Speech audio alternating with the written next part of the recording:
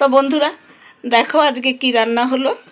আজকে হলো ডিমের কারি, এইখানে কাতল মাছ একটা ঝাল করা হয়েছে, আর এইখানে হচ্ছে সর্ষে বাটা দিয়ে ছিম চচ্চড়ি, এইখানে হলো আলু চচ্চড়ি।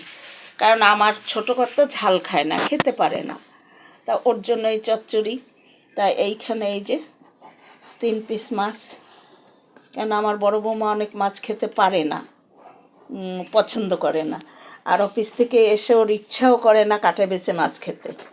যাই হোক, এই যে তা আজকে আমি বাড়ি যাব।